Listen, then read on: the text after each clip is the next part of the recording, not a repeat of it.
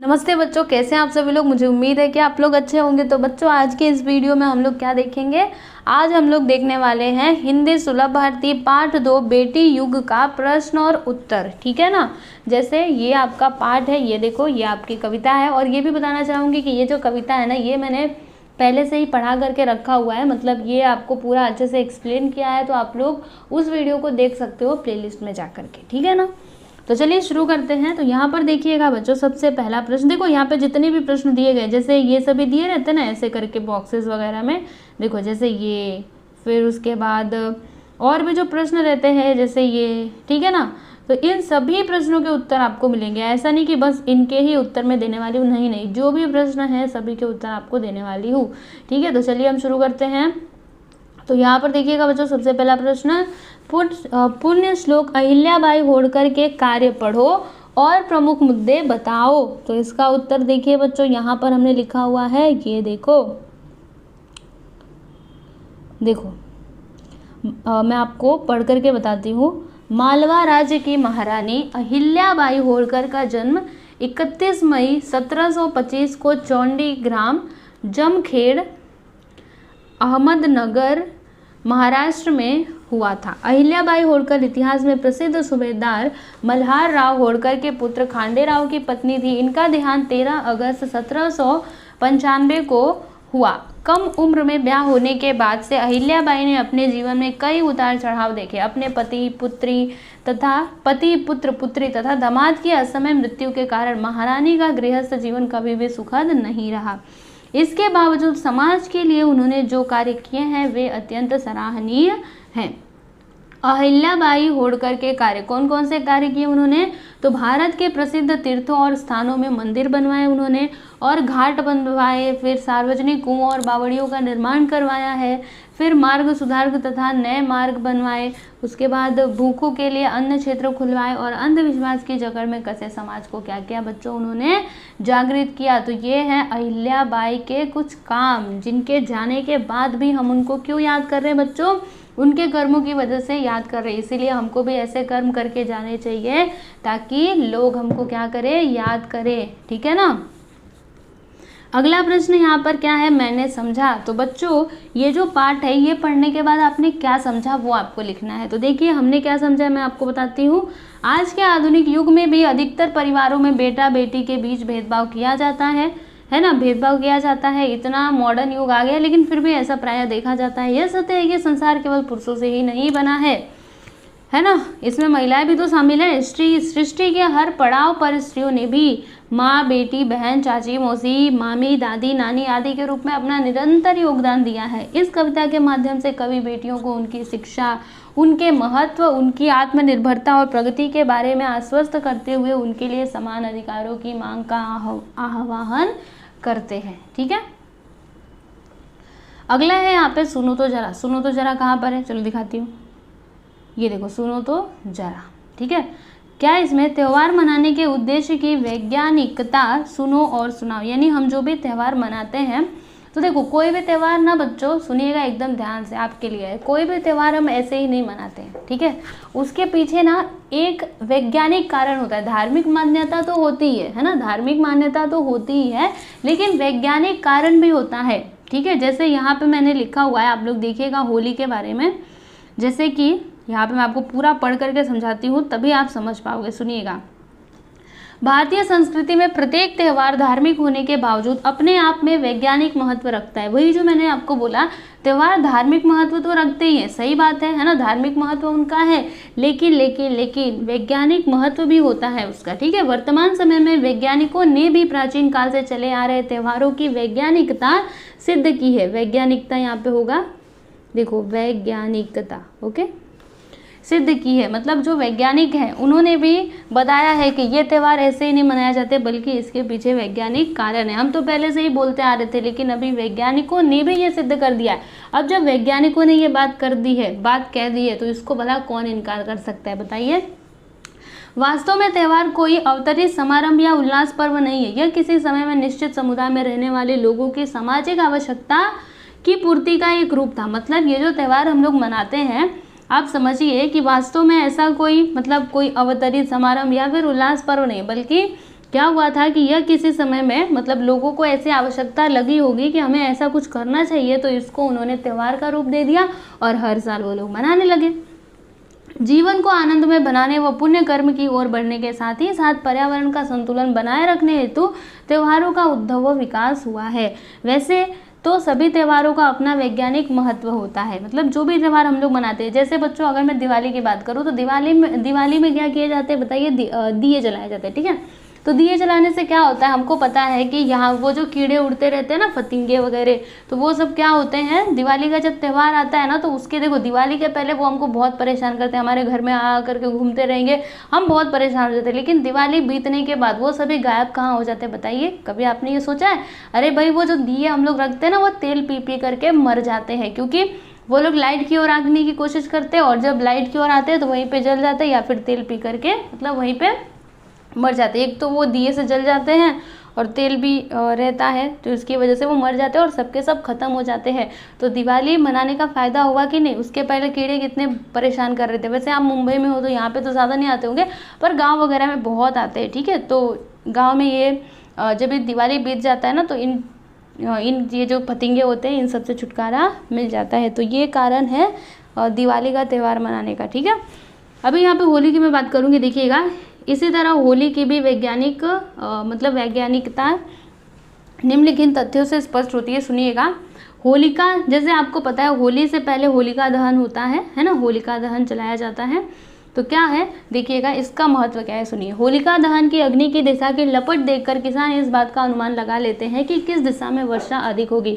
राजस्थान में यह परंपरा किसानों में आम है, यानी जब होलिका दहन की जाती है तो उसमें जो आग निकलती है, जो अग्नि होती है, ठीक है, उसकी लपट को देखा जाता है। जैसे अग्नि जल रही है इस प्रकार से, तो किस तरफ है, उसकी लपट किस तरफ है, इसको देख करके ये जो किसान लोग हैं ना, वो पता लगा लेते हैं कि इस बार बारिश किस दिशा में ज़्यादा होने वाली है, ठीक है। इससे किसानों को क्या मिलती है, हेल्प मिलती है कि हमें किस प्रकार की खेती करनी चाहिए, कि किधर ज़्यादा बारिश होने वाली, किधर कम होने वाली है, ठीक है। तो ये तो वैज्ञानिक कारण हुआ कि नहीं, बताइए। हमको ऐसा लगता है कि ऐसे ही फालतू मनाए जाते हैं, नहीं, उसके पीछे का वैज्ञानिक कारण होता है। फिर दूसरा देखिएगा, होलिका दहन के भस्म को अनाज में डालने से कीड़ों से सुरक्षा होती है। जैसे होलिका दहन का जो राख होता है वो हम लोग अपने घर पे लेकर के आते हैं ना, तो उसको क्या होता है, देखो बच्चों, अगर हम उसको अनाजों वगैरह में डालेंगे ना, तो इससे जो आपके अनाज है वो कीड़ों द्वारा खराब नहीं किए जाएंगे, तो ये एक फ़ायदा हो गया। फिर तीसरा, होली के रंग मतलब गोबर मिट्टी का घोल, ठीक है। पहले तो ऐसे, अब तो रंग वगैरह आने लगे हैं, ठीक है, तो ये अलग बात है, लेकिन पहले तो लोग ऐसे गोबर और मिट्टी को ही फेंका करते थे एक दूसरे के ऊपर गांव में। तो ये सभी डालने से क्या होता है, व्यक्ति को बार बार उसमें डुबाने से, क्योंकि जब होली आती है तो बार बार कोई गोबर फेंकता है, कोई मिट्टी फेंकता है, कोई रंग फेंकता है, तो बार बार ऐसा करने से क्या होता है, ग्रीष्म ऋतु में जो चर्म रोग, घमौरियाँ, जैसे अभी क्या होता है, होली के बाद क्या आने वाला होता है, गर्मी का सीज़न, तो उसमें कई प्रकार की बीमारियां होती है ना, घमौरियाँ वगैरह हो जाती हैं। तो इन सारे रोगों से छुटकारा मिलता है, मतलब इन सारे रोगों से रक्षा होती है। कब? जब हम गोबर और मिट्टी का घोल अपने ऊपर बार बार डालते हैं। तो वैसे थोड़े ना, अगर समझिए होली का त्यौहार नहीं रहेगा तो कोई थोड़े ना जाकर के गोबर से नहाएगा या फिर अपने ऊपर बार बार मिट्टी डालेगा, ऐसे थोड़े ना वो करेगा। तो होली का त्यौहार है, इसके वजह से लोग क्या करते हैं, गोबर में या फिर मिट्टी में, मतलब ऐसा उनके ऊपर पड़ते रहते हैं। इससे क्या होता है, उनके ग्रीष्म ऋतु में चर्म रोगों से उनकी सुरक्षा होती है। चौथा है, त्यौहार के दौरान पूरे घर व परिसर की साफ सफाई भी की जाती है। स्वच्छ वातावरण सभी के लिए लाभकारी है। और जब त्यौहार आने वाला रहता है तो हम क्या करते हैं, पूरे घर की साफ सफाई करते हैं। दिवाली में, होली में, कोई भी त्यौहार आने वाला रहता है तो हम पूरे घर की साफ सफाई करते हैं। और साफ सफाई में हमको रहना भी चाहिए, क्योंकि साफ सफाई रहने से क्या होता है, हमको बीमारियां नहीं होती है, क्योंकि कचरा हमारे अंदर जाता ही नहीं है। समझ में आया आपको? तो ये हैं त्यौहारों के फायदे। समझ में आया?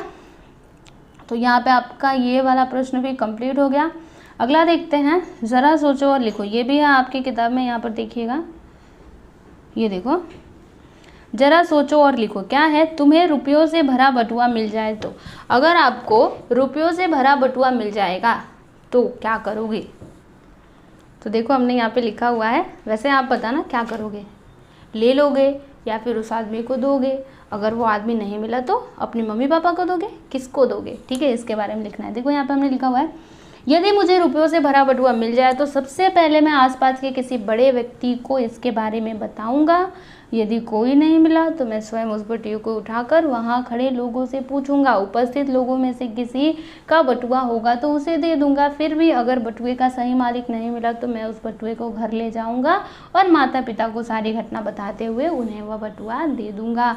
तो यही है अच्छे बच्चे की पहचान।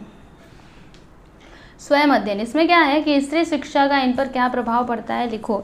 यानी अगर स्त्री शिक्षित रहेगी तो स्वयं पर क्या प्रभाव पड़ेगा, परिवार पर, समाज पर और देश पर। तो देखो हमने लिखा है इसका उत्तर, हाँ काफ़ी ज़्यादा बड़ा है पर कोई बात नहीं, मैं आपको समझा दूंगी, आप समझ जाओगे। सुनिए, एक बेटी शिक्षित होती है तो वह शिक्षा का उपयोग अपने पूरे परिवार को साक्षर बनाने व उसके हित के लिए करती है। शिक्षा के कारण ही वह स्वयं के अधिकारों को सुरक्षित करती है और स्वयं को सक्षम बनाती है। आज की शिक्षित बेटी ही कल की कुशल गृहिणी है।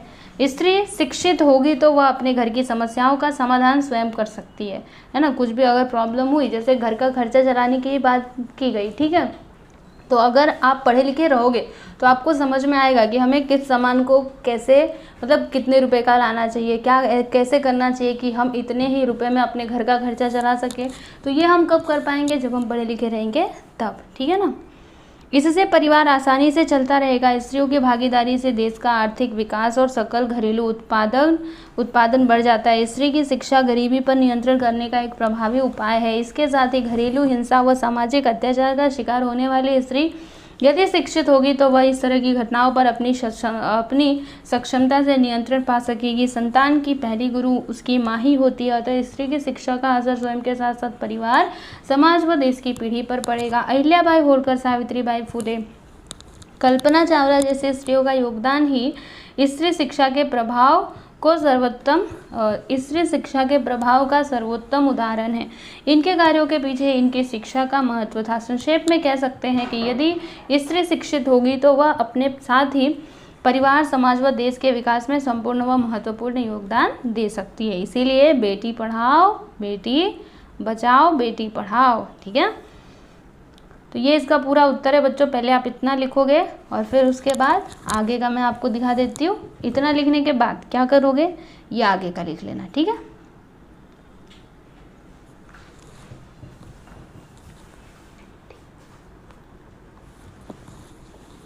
अगला प्रश्न, विचार मंथन। तो ये इसमें क्या है, बेटी बचाओ बेटी पढ़ाओ, इसके ऊपर आपको क्या करना है, विचार करना है। तो देखिए हमने विचार करके इसके बारे में कुछ पंक्तियाँ लिखी हुई है, मतलब कुछ यहाँ पे पैराग्राफ लिखा हुआ है। बेटी बचाओ बेटी पढ़ाओ, BBBP, ब से बेटी, ब से बचाओ, ब से बेटी, पी से पढ़ाओ, ठीक है। तो ये क्या है, ये सरकारी योजना है जो 22 जनवरी 2015 को शुरू की गई थी, जब नरेंद्र मोदी जी बने थे ना प्रधानमंत्री, ठीक है, तभी। इस घोष वाक्य से ही योजना का आशय स्पष्ट हो जाता है। बेटी बचाना अर्थात केवल बेटों को महत्व न देकर बेटियों को भी जीने का अधिकार दिया जाए और साथ ही साथ बेटियों को पढ़ने का सुअवसर भी प्राप्त हो।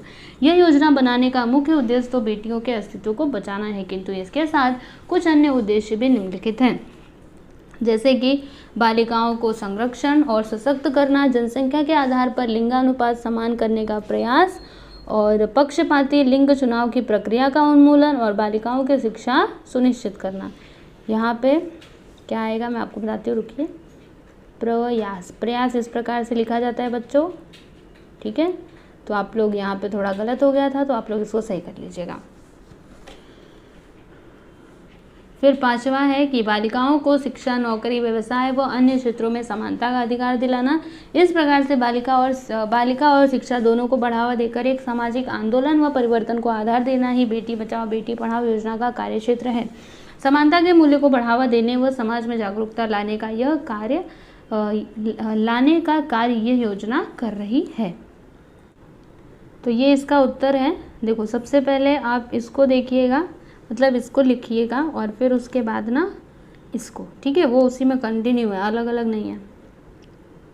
अगला यहाँ पे सदैव ध्यान में रखो, आपको ध्यान में रखना है कि स्वयं को बदलो समाज बदलेगा। मतलब अगर आप खुद को बदलोगे ना तो समाज भी बदलेगा, लेकिन अगर आप खुद को ही नहीं बदलना चाहते तो समाज कैसे बदलेगा। अगला यहाँ पे कि कविता की पंक्तियाँ पूर्ण करो। चलो मैं आप लोग को बताती हूँ। ये देखो कविता की पंक्तियाँ पूरी करो। इसमें क है बेटी युग में डैश डैश डैश डैश गढ़ेंगे। तो यहाँ पे बीच में क्या आएगा, आपको कुछ समझ आ रहा है? मैं आपको बता देती हूँ कि ये जो पंक्तियाँ होती है ना, इनको पूर्ण कैसे किया जाता है। तो देखो बच्चों, बेटी युग में शुरू किससे हो रहा है? बेटी युग में। और ख़त्म किससे हो रहा है? गढ़ेंगे। तो कहाँ पर है ये? कविता में चलते हैं। बेटी युग में कहाँ पर है? बेटी युग में। ये देखो यहाँ पर है बेटी युग में, और गढ़ेंगे मतलब ये, तो बीच में क्या आएगा? ये बेटी युग में बेटा बेटी सभी पढ़ेंगे सभी बढ़ेंगे, फौलादी लेने की इरादे खुद अपना इतिहास गढ़ेंगे। ठीक है ना, इस प्रकार से कंप्लीट किया जाता है। फिर अगला है यहाँ पे कि बेटी युग शुरू किससे हो रहा है? बेटी युग से ख़त्म किससे हो रहा है? उत्थान पर्व है। तो कहाँ पर है ऐसा? बेटी युग और उत्थान पर्व है। देखो देखो देखो, ये बेटी युग से शुरू हो रहा है, उत्थान पर्व है से खत्म हो रहा है। तो बीच में क्या आएगा? बेटी युग सम्मान पर्व है, पुण्य पर्व है, ज्ञान पर्व है, सब सबका सम्मान करे तो जन जन का उत्थान पर्व है। ठीक है, तो देखिए यहाँ पे हमने लिखा हुआ है, आप लोग देख सकते हो। ये देखो बेटी युग में बेटा बेटी सभी पढ़ेंगे। देखो इसका उत्तर ये है और इसका उत्तर ये है। ठीक है ना, समझ में आया क्या? आगे चलते हैं। प्रश्न नंबर 2, जानकारी लिखो। बेटी पर्व के बारे में आपको जानकारी लिखना है। तो देखिए हमने लिखा हुआ है, मैं आपको पढ़ करके बताती हूँ। बेटी पर्व अर्थात बेटियों के सम्मान का पर्व, समाज में बेटियों के प्रति नकारात्मक विचारों को खत्म करने का प्रयास ही बेटी पर्व है। आज भी समाज के शिक्षित अशिक्षित सभी वर्गों द्वारा बेटे व बेटियों में भेदभाव किया जाता है। बेटे की इच्छा रखने वाले बेटियों को जन्म लेने से पूर्व ही क्या करते हैं? मार देते हैं। यदि बेटी ने जन्म ले भी लिया तो मृत्यु तक उसके साथ भेदभाव चलता रहता है। कभी खान पान की वस्तुओं में भेदभाव, तो कभी खेल खिलौनों में भेदभाव, कभी शिक्षा में भेदभाव, तो कभी नौकरी व्यवसाय में भेदभाव, यानी जीवन पर्यंत भेदभाव चलता ही रहता है। इस तरह की कई समस्याओं का समाधान करने के लिए वह समाज के लोगों में बेटा बेटी के प्रति एक समान दृष्टिकोण विकसित करने का प्रयास ही बेटी पर्व है। भेदभाव का अंतर दूर करने, बेटियों को समानता का अधिकार देने व समाज को बेटियों की भूमिका के प्रति जागरूक करने के लिए ही बेटी पर्व मनाए जाने की बात कवि ने की है। तो ये इसका उत्तर है। अगला देखते हैं, शिक्षा में विश्व। तो इसकी जानकारी देखिए हमने लिखी हुई है यहाँ पर। शिक्षा में विश्व का मतलब है कि पूरे विश्व का शिक्षित होना। ठीक है, संपूर्ण विश्व में शिक्षा का प्रचार प्रसार होने पर उसका परिणाम भी सकारात्मक होगा। हम विश्व को तभी शिक्षित कर सकते हैं जब विश्व का प्रत्येक नागरिक शिक्षित होगा। केवल लड़कों को शिक्षित करने पर भविष्य में पुरुष समुदाय ही शिक्षित रहेगा, जबकि विश्व की लगभग आधी आबादी किसकी है? महिलाओं व लड़कियों की है। अतः विश्व की आधी आबादी के अशिक्षित होने से उनकी ऊर्जा का उपयोग सकारात्मक दिशा में नहीं किया जा सकेगा। विश्व की प्रगति व विकास की गति मंद हो जाएगी। इसी दूरगामी संकट से निजात पाने व वैश्विक विकास की गति तीव्र करने के लिए संपूर्ण विश्व शिक्षा का महत्व स्वीकार कर रहा है। संपूर्ण विश्व अब शिक्षा में विश्व की ओर बढ़ रहा है। अगला यहाँ पे प्रश्न है भाषा की ओर। इसमें क्या बोला जा रहा है बच्चों, मैं आपको समझा देती हूँ। एक बार इधर आ जाओ किताब में। यस, निम्नलिखित शब्दों के युग्म शब्द बताओ और वाक्यों में उचित शब्द युग्म लिखिए। जैसे बच्चों यहाँ पे पहला दिया गया है धन दौलत। देखो यहाँ पे धन दौलत, और यहाँ पे लिखा अथक परिश्रम से उसने धन दौलत कमाई। उसी प्रकार से आपको आगे भी करना है। यहाँ पे क्या आएगा, यहाँ पे क्या आएगा, और सेहत के लिए क्या अच्छा होता है वो बताना है। तो देखिए हमने यहाँ पे पूरा इसको कंप्लीट किया हुआ है। चलो दिखाती हूँ मैं आपको। और दूसरे में क्या आएगा, घूमना टहलना। सेहत के लिए घूमना टहलना अच्छा होता है। फिर अगला घर घर, तो दीपावली में घर घर मिठाइयाँ बनती है। फिर गांव गांव, अंतरजाल की सुविधा गांव गांव में उपलब्ध है। फिर फल फूल आएगा, तो बाजार से बहुत सारे फल फूल खरीद कर लाए। फिर कूड़ा कचरा, तो क्या आएगा, बच्चों ने मैदान पर फैला कूड़ा कचरा इकट्ठा किया। फिर जान पहचान समारोह में सभी जान पहचान वालों को आमंत्रित किया। फिर इधर उधर, तो बगीचे में आते ही सभी बच्चे इधर उधर दौड़ने लगे। इस प्रकार से आपको करना है। शब्द युग्म मतलब क्या होता है, यही कूड़ा कचरा, जान पहचान, खान पान, है ना, इस प्रकार से। ठीक है बच्चों, तो यहाँ पर हमने इस पाठ का प्रश्न उत्तर समाप्त कर लिया है। सभी प्रश्नों के मैंने उत्तर दिए, कुछ भी यहाँ पे छूटा नहीं है। ठीक है ना, तो आप लोग सभी प्रश्नों के उत्तर लिख लीजिएगा और अच्छे से पढ़ाई करिएगा। अभी हम लोग अगले वीडियो में मिलेंगे। धन्यवाद।